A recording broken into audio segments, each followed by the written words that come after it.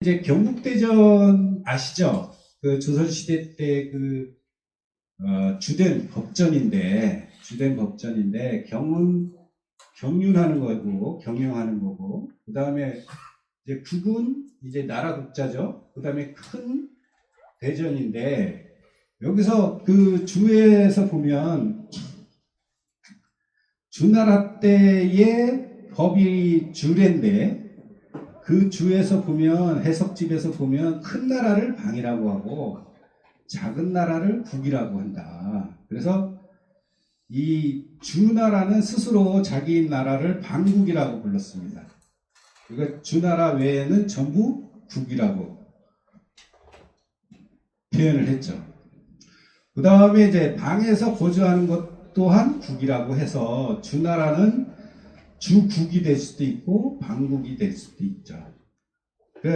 그리고 저는 일정한 기준, 법, 뭐 이런 것들을 얘기하고요. 왕은 이것을 일러서 예경이라고 합니다. 그래서 예조, 판서 뭐 이러면 이게 그 단순히 예의를 차리고 뭐 그런 게 아니라요. 실제로 천하를 다스리는 전체 법도를 예도라고 하거든요. 그래서 그 예법이라고 하니 표준으로 삼는 것이다. 그래서 그 주례는 동양에서는 그 제국, 방국이죠. 또는 대빵의 운영 매뉴얼이라고 최고의 권위로 인정되는 운영 매뉴얼인데 우리나라에도 똑같은 비슷한 책을 지은 사람이 있습니다. 다산 정약용이 경세유표라는 책을 지었는데 그 원래 제목이 방례초본입니다. 그래서 이미 조선시대 때에도 기본적으로 우리나라는 방이었습니다. 방. 그런 그 법률의 기본을 지은 사람이 정약용이었다. 이 정도. 그러니까 방하고 국하고 그 다음에 가가 다 나라다. 그 전체적으로 제가 10개 정도 나중에 이제 보시면 이런 그 우리 제국 아방지라고 하는데 그 정약용 선생이 아방 강역교를 썼죠.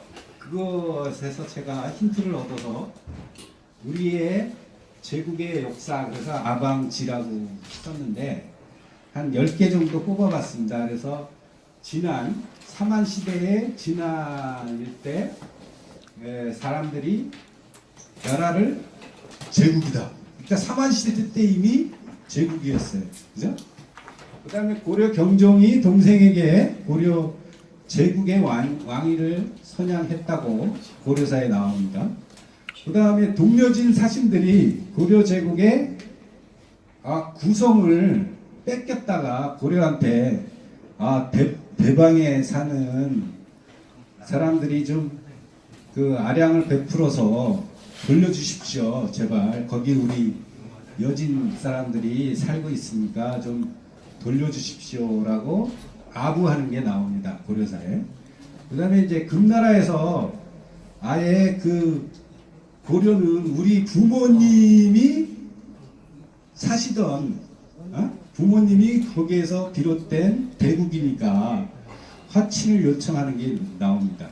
이게 아골타라고 실제 왕이 직접 얘기를 합니다.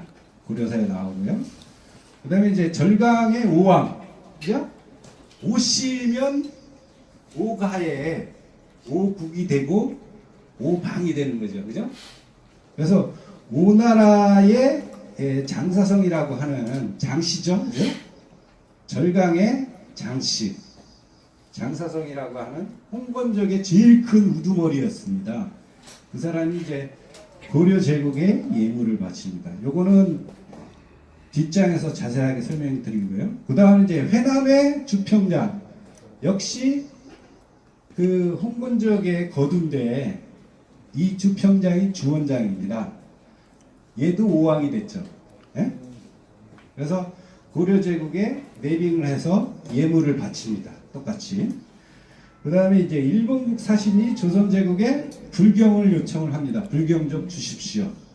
라고 조선 대국에서 좀 주십시오라고 하고 얘네들은 돈도 달랍니다. 일본 사신이 조선제국에 자금을 요청합니다. 조선왕조 실록에 나옵니다. 유구 국왕이 사만이 결국에 이제 조선을 부를 때 사만이라고 그랬는데 사만이 만방 세계 만방이죠. 만방의 대장이다 라고 실록에 나옵니다.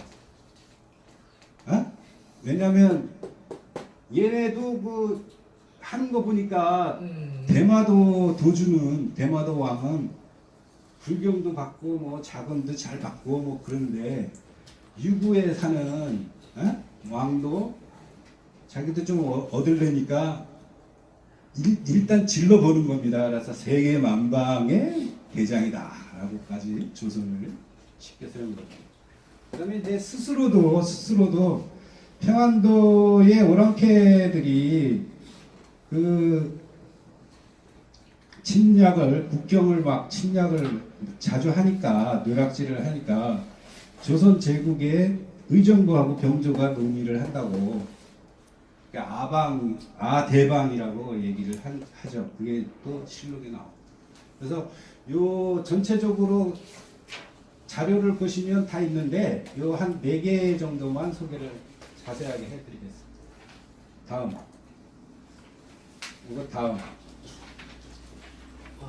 요것도 말씀드린 거고요.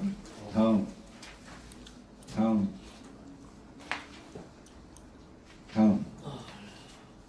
네, 여기입니다. 자, 오왕의 그 장사성이라는 사람이 그 사신을 보냅니다. 그래서 그 모든 사람들이 귀국을 그냥 국이라고 그러지 않고 귀대방으로부터 깊은 어지함을 얻고 은총을 느꼈으니 마치 강과 바다와 같습니다. 이게 절강성에 있는 오왕이 왜 갑자기 우리나라한테 아부를 할까요? 그 이유가 여기 있습니다. 장사성은 원대 말기 절강 지역의 반랑구 지도자인데 고려의 1354년 고려의 대호군 누구? 최영장군이 원나라 군사를 조금 데리고 실제로 거기에 토벌을 합니다. 홍건적 토벌을 다 해버려요. 최영장군이. 그러니까 무서워서 자기를 때리지 말고 다른 애들만 때려요. 그러면서 제일 먼저 장사성이 내빙을 해서 예물을 갖다 바칩니다. 나는 고려편 할래요. 원나라는 싫지만 고려는 좋아요. 나는 때리지 마세요. 다른 애들은 때려도 좋은데 나는 때리지 마세요. 그러면서 먼저 그 예물을 바칩니다. 다음 장 보면 이 장사성 어디 장씨 말고 다음 장 여기 남방의 군웅 실제 홍건적 중에서 가장 먼저 그 고려와 예물을 튼 사람은 장사성이고요. 그 다음에 방국진이라는 둘째 가는 사람이 있어요. 그리고 세 번째 가는 사람이 정문진이고 정문비는 3회, 장사성은 몇 회입니까? 13회. 그 다음에 방국진은 5회, 정문비는 3회, 이유승이는 1회, 그 다음에 주평장, 최종적으로 중원장이는 1회 정도 예물을 바칩니다. 정확하게 다 고려사에 다 있는 내용.